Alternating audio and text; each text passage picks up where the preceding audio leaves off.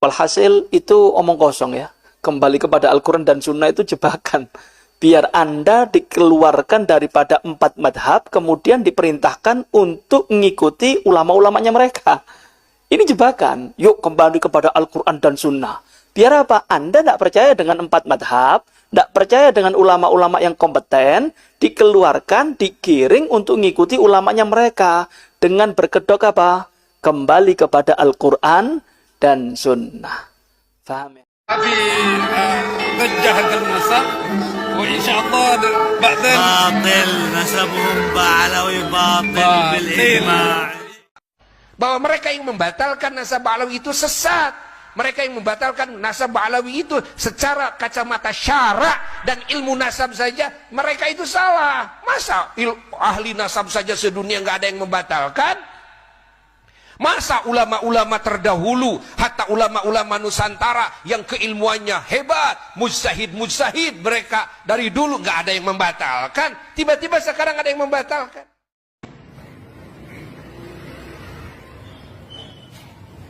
Habib bin Yahya, Utsman bin Yahya ini berasal dari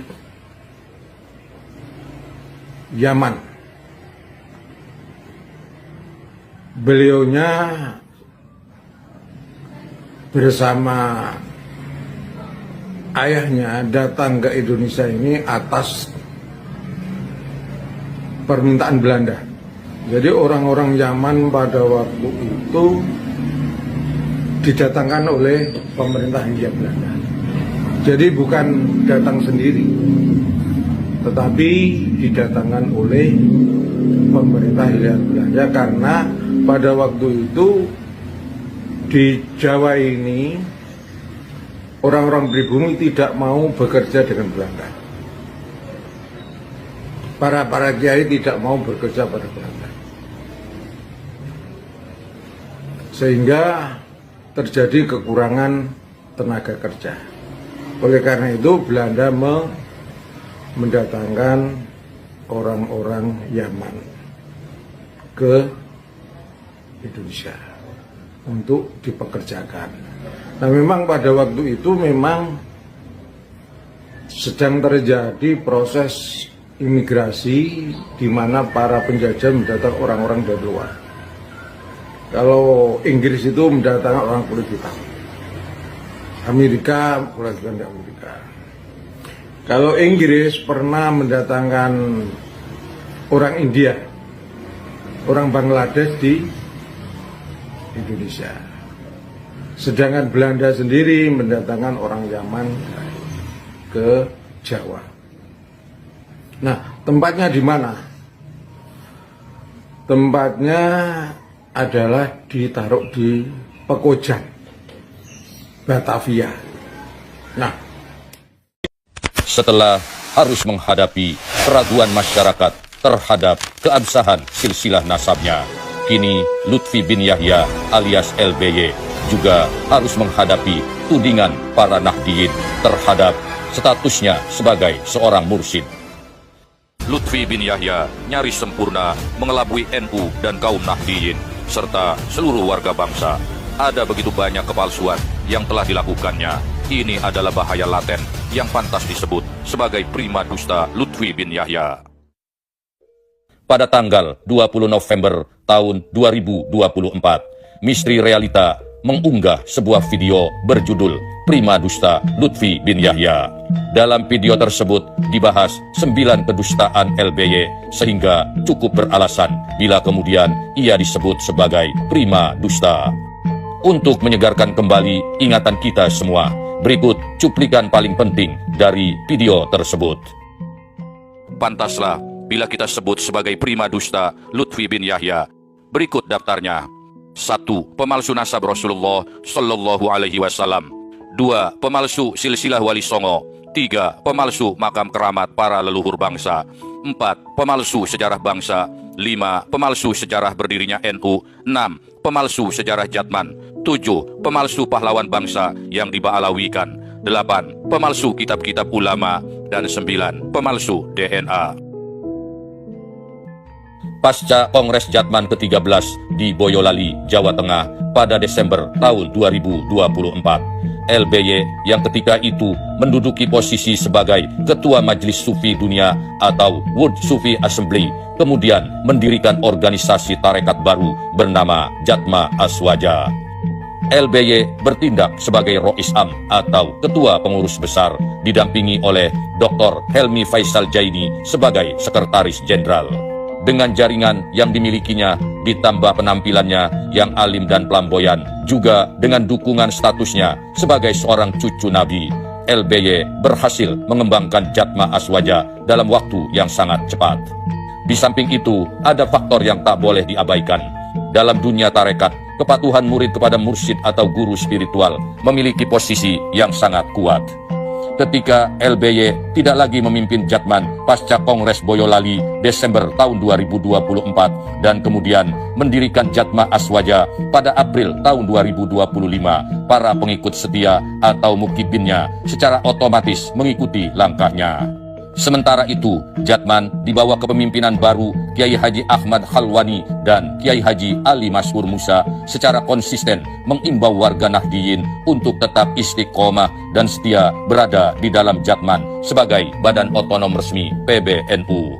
Namun demikian, pesona LBY sebagai cucu Nabi memang sulit dibendung. Nahdiyin pun berbondong-bondong pindah menjadi anggota Jatma Aswaja. Dan perpindahan ini bukanlah sekedar perpindahan administrasi organisasi. Lebih jauh, ia mencerminkan adanya keterbelahan antara loyalitas kultural kepada figur seorang Habib dan loyalitas struktural kepada organisasi PBNU melalui Jatman. Tetapi pepatah mengatakan, sepandai-pandai menyimpan bangkai, baunya akan tercium juga.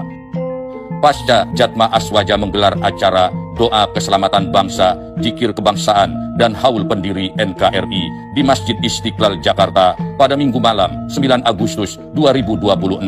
Berbagai persoalan yang selama ini menjadi sorotan terhadap LBY kembali mencuat. Dalam ceramahnya, Kiai Haji Ali Maskur Musa yang mewakili Jatman mengungkapkan adanya keraguan dari sejumlah pihak mengenai kemursidan LBY. Salah satu kesaksian yang paling tandas adalah pernyataan mengenai LBY yang disebut telah meninggalkan syariat sholat 5 waktu. Agar lebih jelas, mari kita simak cuplikan ceramah Kiai Haji Ali Maskur Musa berikut ini. Dan sekarang di PBN itu sudah lebih dari 300 orang yang sudah ikrar keluar dan merasa tidak sah ketorekohannya karena tidak meyakini kemutabarannya, kemudian beliau baiat. Hurus minal titik-titik itu, kemudian baiat ulangnya kepada Berjan juga ada. Napa jawaban kula dumateng Kiai Nawawi kalau mau. Ada yang tidak pakai N, nah ini. Jadi sing asli yang pakai dari Nahdlatul Ulama sejak dulu adalah Jatman. Syariate wong thariqah wong NU salat, nggih apa nggih? Kok selamanya nggak sholat, berarti batal, nggih apa? Meskipun itu mursyid. Ngapunten loh ya. Saya nggak nyinggung sinten loh ya. Itu diikuti terus pirang-pirang dino kok nggak sholat. Sholatnya nek Mekah katanya. Itu batal menurut saya karena memang al-mursyidul kamil, yaitu tidak meninggalkan syariat. Setelah penyimpangan tersebut diungkap, agaknya posisi Lutfi bin Yahya semakin terpojok oleh berbagai kontroversi yang menyangkut dengan dirinya. Yang lebih telak, kapasitasnya sebagai seorang mursyid juga dipersoalkan secara gamblang dalam podcast Kiai Haji Nur Ihya Hadinegoro dan Gus Maulana Ishak. Dalam podcast tersebut, Gus Maulana Ishak dengan tegas menyebut bahwa LBY tidak pernah mendapatkan ijazah kemursidan Sajiliyah dan Naksabandiyah. Agar mendapat gambaran yang lebih lengkap, berikut cuplikan podcast dimaksud. Karena Habib Lutfi itu, ya mohon maaf, saya 3 tahun yang lalu itu kan sudah ke rumah Dzurriyyat Mbah Ilyas, ayahnya Mbah Malik, kerabatnya Mbah Malik, juru kunci makam Mbah Ilyas, kemudian seluruh keluarga murid Mbah Ilyas di Banyumas. Itu bersepakat bahwa Mbah Malik tidak pernah memberikan kemursidan Syadziliyah dan Naksabandiyah sama Habib Lutfi. Tapi diklaim dapat ya. Tapi nggak ada dokumennya, Kiai. Mohon maaf, Kiai. Kalau jenengan mengaku punya mobil, kan harus sanggup menunjukkan BPKB sama STNK, dokumen tertulisnya. Gitu ya. Seperti itu. Jadi Mbah Malik itu kalau mengangkat mursid itu akan diumumkan sampai sekitar setengah tahun. Sampai jamaahnya bosan, sampai benar-benar yakin paham. Seperti itu. Berarti klaim-klaim sepihak gitu. Iya. Terus kemudian Habib Lutfi juga mentalkin tarekat Satoriyah juga, ngaku dari jalur benda kerep. Tapi dengan telusur, saya tanya sama Kiai Ahmad Hasan, ya, benda kerep. Beliau bermukim di desa Megu Gede, Kecamatan Meru, Kabupaten Cirebon. Itu beliau bilang nggak ada yang ngasih Habib Lutfi kemursidan Satoriyah. Nggak ada ya. Nggak ada. Berarti kemungkinan Torekoh Alawi. Yes, seperti Alawi, itu. bukan Alawiyah, Alawiyin bukan, tapi Torekoh Ali Alawi mungkin. Padahal kalau bukan mursid ngaku mursid kan berujung sesat dan menyesatkan. Berbohong. Nggih. Setelah menyimak seluruh rangkaian informasi ini, tergambar sebuah pertanyaan besar. Seberapa kuatkah sebenarnya kapasitas LBY ketika memainkan peran sebagai figur spiritual sekaligus memanfaatkan kedudukannya dalam klaim sebagai juriyah atau cucu Nabi Muhammad Sallallahu Alaihi Wasallam? Apakah seluruh citra, gelar, dan kedudukan tersebut benar-benar berdiri di atas dasar yang kokoh? Ataukah justru terdapat banyak misteri atau rahasia yang selama ini tidak terlihat oleh publik? Mungkin benar, Ba'alawi yang satu ini adalah sosok yang tidak hanya kontroversial, tapi juga sangat berbahaya. Apakah sahabat misteri realita memiliki pendapat yang berbeda? Tulis pendapat kalian di kolom komentar. Jangan lupa berikan like dan subscribe. Sampai jumpa. Wassalamualaikum warahmatullahi wabarakatuh. Hadir ahli nasab dari Pakistan, Madinah, Arab Saudi, dan Maroko. Seminar bertema Kebangkitan Zuriyah Wali Songo untuk Indonesia Emas 2045 ini dihadiri perwakilan Ormas Keagamaan dan Keturunan Wali Songo se-Nusantara. Pengasuh Ponpes Al-Hasaniyah Kiai Haji Nuridin Syamsuddin menyatakan Wali Songo adalah bapak ideologi Islam Nusantara. Seminar ini bertujuan memberi pemahaman bahwa nasab Wali Songo bersambung hingga Rasulullah. Keturunan Absah Wali Songo umumnya tergabung dalam Naat, lembaga resmi pencatatan nasab Wali Songo. Naat diakui Nakoba Sodatul Ashraf Internasional. Ketua DPP Naat Kiai Haji Radian Syarif Ilzamuddin Soleh Al-Jilani Al-Hasani menyatakan pembahasan garis keturunan Wali Songo merujuk manuskrip kuno sezaman. Duduk bersama ukhuwah Islam yang dijaga, walaupun beda klan, jangan saling menghina, walaupun beda marga, walaupun beda lahir, jangan saling menghina. Ayo, mereka yang beda keluarga dengan kita, mereka keluarga mereka, para habaib jangan menghina keluarga Wali Songo, dan keluarga Wali Songo jangan menghina para habaib. Cara itu. Karena apa? Karena ketika ada salah satu yang menganggap kelompok lain yang paling mulia dan merendahkan kelompok yang lain, itu adalah yang bakal dari polemik. Pembicara seminar termasuk perwakilan lembaga nasab dari Maroko, Pakistan, Madinah, dan Ketua Perhimpunan Kekerabatan Syekh Jumadil Kubro Asia Tenggara dari Malaysia. Gus, kenapa kita itu jangan berbisnis atau berurusan dengan Habib-Habib Ba'alawi itu kenapa? Jadi begini, Kiai, para muhibbin seharusnya itu sadar. Gus Fuad Pleret adalah mantan Presiden Muhibbin Ba'alawi Indonesia. Saya sendiri punya orang tua angkat Asegaf, Ba'alawi. Kiai Maduddin mantan FPI. Itu Bagus Mogi itu yang menyebarkan Azmat Khan Ba'alawi ke Indonesia secara silsilah nasab. Tetapi dengan akal sehat, dengan hati nurani kita sadar, kita tidak mau istilahnya percaya dengan cek kosong, harus dengan kajian pustaka, kajian genetika yang benar. Dan tolong, dari 100 orang yang pernah berurusan baik dalam koridor agama, majelis, sholawatan, atau berbisnis dengan Ba'alawi, tolong disensus, disurvei.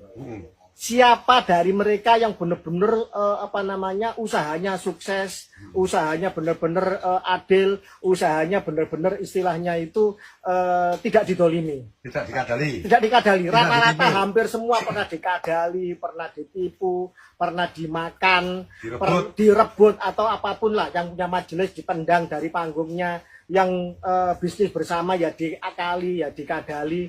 Coba ayo butuh testimoni. Dan ini penting untuk apa? Untuk menunjukkan bahwa pembuktian di lapangan itu jauh lebih utama dibanding hanya sekedar ceramah-ceramah manis. Karena apa? Sifat ras itu diturunkan dari genetiknya. Genetik serigala tidak mungkin makan rumput, dia makan daging. Dia mencabik-cabik mangsanya. Genetiknya kambing, struktur genetiknya kambing, ya dia makan rumput, dia makan tumbuhan. Jadi struktur genetik membawa sifat ras. Dan ini ras Khazari ini adalah ras serakah, ras arogan dan ras rasis. Dan ini harus dilawan kalau ingin bumi pertiwi Indonesia terbebas dari parasit jahat Ba'alwi, Yahudi Khazari. Baik, itu yang bisa saya sampaikan. Kalau misalnya ada pesantren kiai ngambil menantu Habib Ba'alwi, itu artinya nanti pesantrennya bisa dirampok ya, dan pasti dirampok ya. Ya tunggu saja, dengan sifat mereka yang merasa lebih tinggi dari orang lain, mereka merasa rasnya paling mulia, mesti mereka berusaha akan mendominasi, akan merebut perlahan-lahan pondok pesantren itu. Karena apa? Yang lain kan dianggap hanya sebagai ras rendah. Mereka ras yang paling mulia, mereka yang harus menjadi majikan, mereka yang harus menjadi segala-galanya di dalam semua sistem. Dan ini terjadi. Jangankan pondok pesantren, makam aja mereka rebut, mereka belokkan. Karena katanya alumni Said Al-Maliki juga direbut, Gus. Nah, itu saya dengar dari beberapa sumber, termasuk dari alumni Said Maliki. Itu ada info bahwa ada Ba'alwi, tokoh Ba'alwi yang juga menjadi santrinya Said Al-Maliki. Akhirnya alumninya Ba'alwi ini digabung dengan alumninya Said Maliki. Katanya demikian. Yang ngomong salah satunya adalah Kiai Ali Badri, dan juga ada Kiai Mukhlisin Jember dan lain-lain. Itu Kiai Mukhlisin Bondowoso. Jadi beberapa kesaksian dari alumni-alumni seperti pada akhirnya ketika santri-santrinya Said Maliki yang masih lurus, yang masih itu akhirnya terkooptasi. Dan akhirnya panggung dan narasi itu akhirnya berbelok ke Ba'alwi. Bahkan Said Maliki itu gelarnya cuma Sayyid. Katanya Sayyid di bawahnya Habib. Bahkan salah satu tokoh Robito Alawiyah pernah mengatakan, saksinya Katib Am Suriyah DPP Naat, bahwa katanya Said Maliki juga diragukan nasabnya. Bayangkan seperti itu. Pada akhirnya apapun yang mereka coba menempel, kemudian mereka merasuk, kemudian mereka mengambil alih sistem itu. Dan itu adalah sifat-sifat dari parasit. Dan itu harus kanker. Termasuk kepada Nahdlatul Ulama ya. Apalagi, nanti lihat saja, apakah kalau kemudian ini tidak dihentikan, terus kiai-kiai Nusantara yang di framing mereka, nasabnya, rasnya lebih rendah dari mereka, apa nggak diambil nanti? Majelis-majelisnya, pondok pesantrennya, bahkan nanti umatnya akan diambil untuk mereka untuk dikapitalisasi. Dan ini harus dilawan secara kuat, secara tanpa pandang bulu, baik itu Ba'alwi yang katanya radikal maupun yang halus. Justru yang halus yang lebih berbahaya, karena sifat orang Indonesia ini atau orang Jawa, kalau dipangku mati, kalau kemudian dihormati, kemudian didekati, dikancani, itu akhirnya lemah. Dan tidak sadar bahwa mereka mau dibunuh pelan-pelan. Seperti kodok ditaruh di atas air. Yang lama-lama air ini di atasnya api, kemudian semakin lama semakin mendidih, si kodoknya mati pelan-pelan.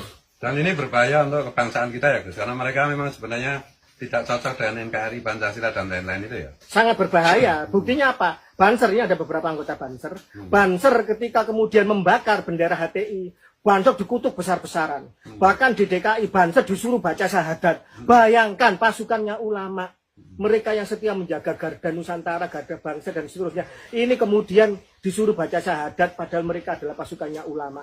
Sementara di Yaman sana Houthi membakar bendera Saudi, tidak ada komentar apapun. Bendera Saudi lebih lama mereka menggunakan kalimat tauhid, tapi ini kemudian dipukul rata dan ini menjadi framing untuk memfitnah Banser. Jadi mereka sebenarnya itu kalau dia dari sejarah gitu, 1928 Sumpah Pemuda mereka tidak ikut, 10 November tidak ikut, revolusi agresi 1, 2 Belanda mereka tidak ikut, G30 SPKI G30 SPKI mereka menjadi ketuanya, NID dan lain-lain. Dan ini sejalan dengan mereka yang menjadi petinggi Partai Komunis Yaman, Partai Sosialis Marxisme Leninisme Yaman hingga saat ini, namanya Abdurrahman Assegaf yang jadi sekjennya itu. Lah ini mereka ini PKI komunis yang nuduh orang lain komunis, padahal yang jadi korbannya NU, bancernya dituduh menjadi PKI. Ini kan maling teriak maling. Dan mohon maaf, kalau ini tidak disadari dan tidak ada yang berani bernarasi tegas, masih sungkan-sungkan, masih berusaha bersikap netral. Ingatlah, mereka yang bersikap netral di dalam situasi penindasan, Anda bagian dari penindas itu sendiri, dan Anda berdosa kepada Allah.